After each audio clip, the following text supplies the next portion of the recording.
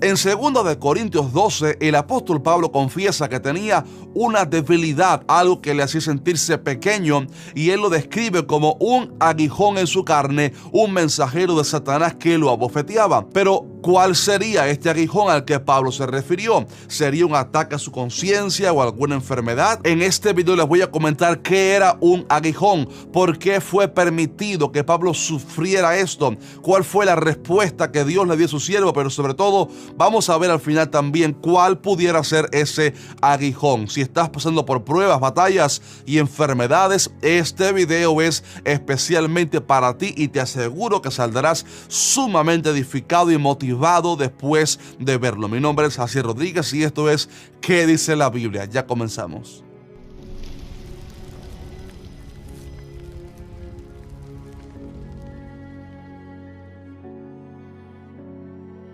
Amados hermanos, todavía hay muchos de ustedes que miran nuestro contenido, pero que no son avisados o notificados cada vez que publicamos algún video, y esto se debe a que no tienen activada correctamente la campana de notificaciones. Para esto, deben primero estar seguros de estar suscritos al canal presionando el botón rojo que dice suscribirse y luego presione la campana que sale al lado de este botón de suscribirse y seleccione la opción que dice recibir todas las notificaciones para que así usted no se pierda los videos que lanzamos aquí cada miércoles para nuestra edificación. Bien, para responder al video de hoy es necesario que primero leamos el pasaje completo de 2 de Corintios 12, que dice así: y para que la grandeza de las revelaciones no me exaltase desmedidamente, me fue dado un aguijón en mi carne, un mensajero de Satanás que me abofetee para que no me enaltezca sobremanera, respecto al cual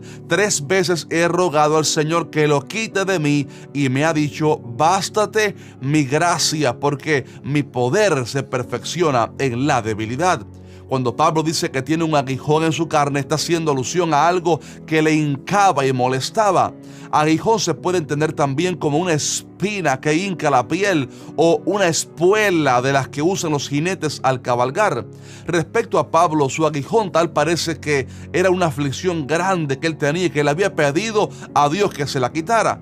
Dice que era como que un abofetear en su carne, y aunque al final del video les voy a decir cuál pudiera haber sido específicamente ese aguijón que el Pablo sufrió, antes quiero que veas conmigo 3 aspectos importantes que el pasaje está mostrando y que quizás no te habías dado cuenta de ellos. En primer lugar, Pablo dice que este aguijón era un ataque del enemigo, un mensajero de Satanás, pero a la vez deja ver que fue permitido por Dios con un propósito especial. Y esto pareciera una contradicción, pero no lo es. A veces somos atacados por el enemigo con alguna prueba, enfermedad o acechanza, y puede que sea a la vez permitido por Dios, así como sucedió con Job.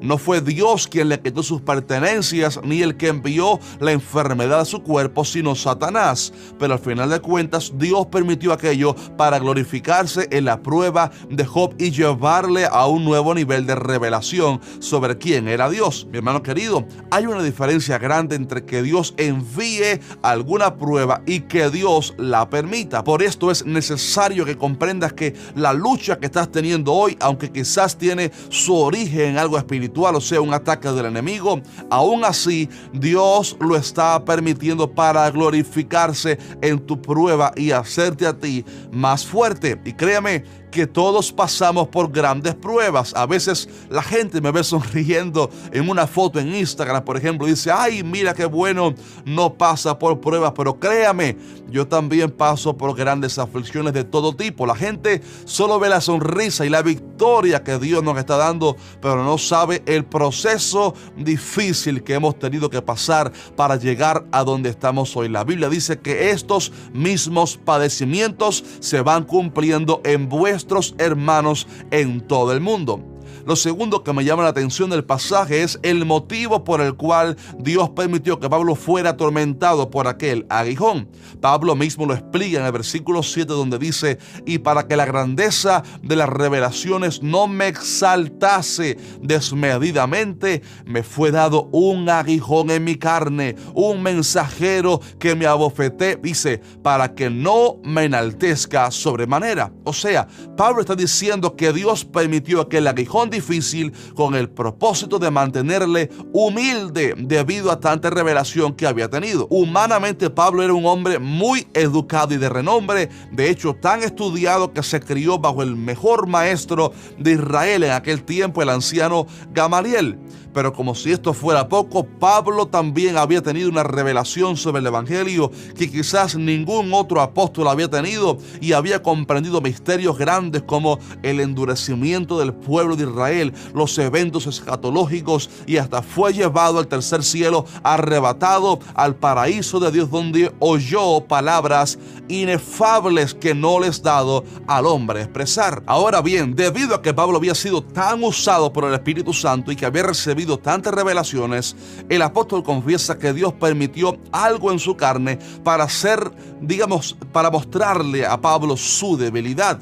Al saber de aquel mensajero de Satanás que lo abofeteaba, yo me imagino que en su mente Pablo recibía ataques como los del salmista en el Salmo 42, preguntas como: ¿dónde está tu Dios? ¿Por qué no te sana Dios? ¿Por qué no te quita ya este aguijón? Sin duda alguna era algo que le hacía sentirse pequeño, débil, y dice el pasaje que la razón por la cual Dios lo permitió fue para mantenerle humilde y que Pablo no se enorgulleciera. Pero ¿por qué estaría Dios tan interesado en que Pablo no se enorgulleciera?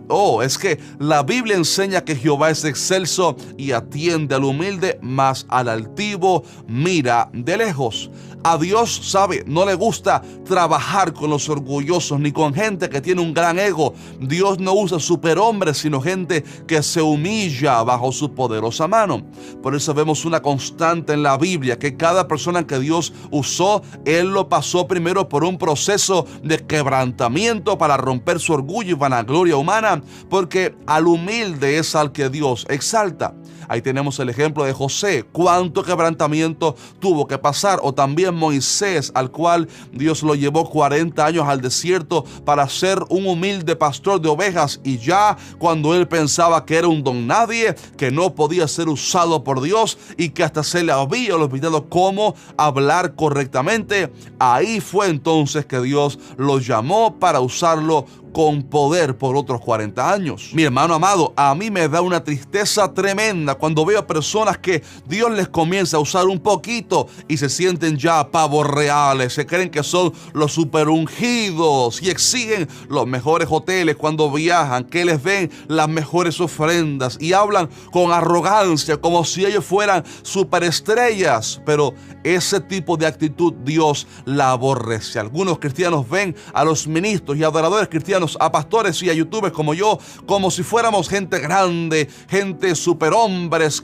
pero cuando en realidad somos gente muy pequeña, llenos de defectos, y que necesitamos la gracia de Dios para poder permanecer en pie. Les confieso que siempre oro al Señor que nos guarde a mí y a otros siervos suyos para mantenernos humildes y sencillos, porque hemos entendido que esa es la llave para que Dios nos siga usando, pero sobre todo para que el Señor nos apruebe, que es aún más importante que ser usados por Él. Pablo estaba siendo abofeteado por esta prueba para recordarle que él era pequeño y que aunque fuera muy usado, seguía siendo un humano sujeto a padecimientos y debilidades. Pero es que Dios está más interesado, en nuestro bienestar a largo plazo y la salud de nuestra alma aún por encima de la salud de nuestro cuerpo. Él hará lo que sea necesario para mantenernos humildes y sometidos a su voluntad. Así que un consejito: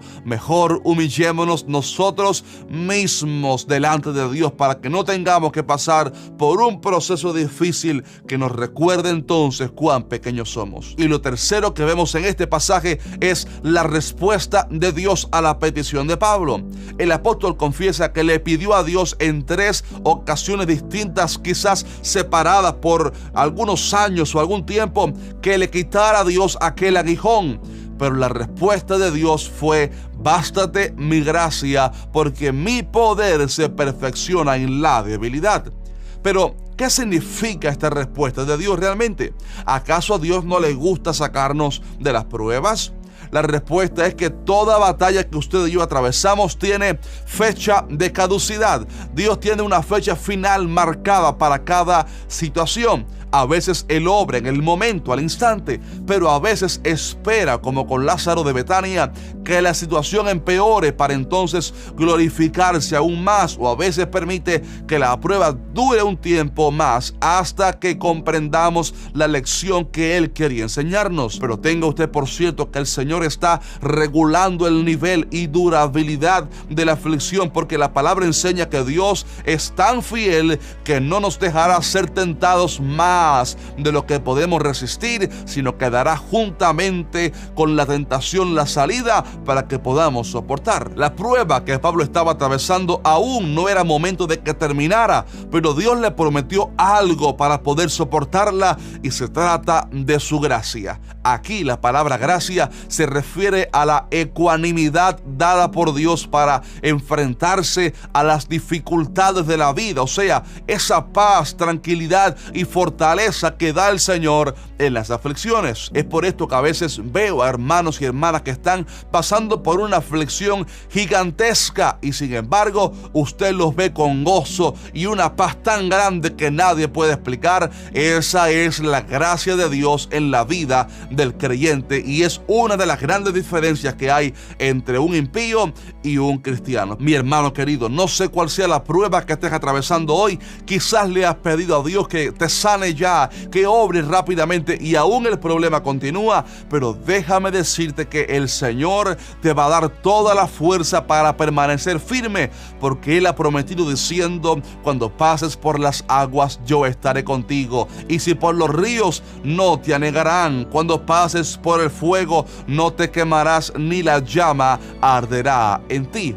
Sabes, querido hermano, a veces Dios no quitará las espinas del camino, pero te dará calzado para caminar sobre ellas. A veces no calmará la tempestad inmediatamente, pero te dará poder para caminar sobre las aguas. Nuestro Dios nos fortalecerá y nos dará todo su poder hasta que finalmente terminemos esa prueba y salgamos adelante, porque Él está marcando los tiempos como mejor Él entiende en su soberanía. Ahora bien, respondiendo ya ahora sí a la pregunta del principio, muchos se han preguntado cuál sería el aguijón de Pablo, y algunas teorías dicen que Pablo sufría de epilepsia, migrañas, convulsiones, problemas del habla y hasta tormentos del pasado, digamos que de parte de un demonio. La verdad es que la Biblia no dice claramente cuál era el aguijón de Pablo, porque el enfoque no era el aguijón, sino la gracia de Dios en el problema. Pero les quiero dar mi opinión personal al respecto, y note que digo que es mi opinión porque me gusta siempre diferenciar lo que la Biblia dice y enseña con claridad y lo que es mi opinión o deducción sobre algún asunto. Yo antes pensaba que el aguijón era un ataque a la conciencia de Pablo, o sea, recuerdos de su vida pasada, como cuando estuvo en el apedreamiento de Esteban, por ejemplo. Sin embargo, después de estudiar el tema, digamos que más profundamente, encuentro que numerosas veces el apóstol dice que tenía una conciencia limpia. Por ejemplo, en Hechos 23 dice Pablo: varones hermanos, yo con toda buena conciencia he vivido delante de Dios hasta el día de hoy. Luego en 1 Corintios 4:4 dice que de nada tenía mala conciencia, y finalmente en Timoteo le dijo que le daba gracias a Dios, al cual él servía desde sus mayores con limpia conciencia. Así que no creo que Pablo tuviera ataques a su conciencia por errores o pecados del pasado. El aguijón de Pablo yo creo que era algún problema de la visión, alguna enfermedad en sus ojos que no le permitía ver totalmente bien, pero que sobre todo era vergonzoso al público. Y no creo que fuera por la ocasión cuando vio a Jesús y quedó ciego, ya que en el libro de los Hechos se dice claramente que recibió la vista cuando un discípulo llamado Ananías oró por él. Dios lo hace todo perfectamente bien. Pero recordemos que Pablo había sido apedreado hasta quedar casi muerto y había pasado por azotes y grandes persecuciones en varias ocasiones. Y de hecho él dijo: de aquí en adelante nadie me cause molestias, porque yo traigo en mi cuerpo las marcas del Señor Jesús. Obviamente habla de cicatrices y muestras visible de su cuerpo herido por causa del evangelio. La razón por la cual decimos que pudiera ser un problema de la vista es porque repetidas veces vemos en las cartas de Pablo que él tenía problemas en su visión, y creo que es la única enfermedad física a la cual Pablo frecuentemente hace alusión. Por ejemplo, a los Gálatas Pablo les dijo: vosotros sabéis que a causa de una enfermedad del cuerpo os anuncié el evangelio al principio, y no me despreciasteis ni desechasteis por la prueba que tenía en mi cuerpo, antes bien me recibisteis como a un ángel de Dios, como a Cristo Jesús. Y dice: porque os doy testimonio de que si hubieseis podido, os hubierais sacado vuestros propios ojos para dármelos. Está muy obvio, ¿verdad? También a esto les dijo luego: mirad con cuán grandes letras os escribo de mi propia mano. También tenemos como evidencia que la carta de Romanos fue escrita no por Pablo, sino por un tal Tercio que recibió el dictado de Pablo, lo cual quizás da a entender que a Pablo le era muy difícil escribir debido a su problema de visión. Yo lo veo muy obvio. Pablo tenía sencillamente un problema en su visión, y este pudiera ser quizás el aguijón al cual Pablo se está refiriendo. Esa es nuestra posición al respecto. Pero me gustaría saber también tu valiosa opinión al respecto. Así que te invito a que nos comentes abajo en la sección de comentarios. Y si este video te bendijo, por favor compártelo en tus redes sociales y déjanos un fuerte like para mostrarnos tu apoyo. También si quisieras mostrarnos o escribirnos, digamos, que tu aflicción, la prueba que estás pasando, déjanos saber abajo en los comentarios para orar por ti. Un fuerte abrazo y nos vemos el siguiente miércoles mediante el Señor.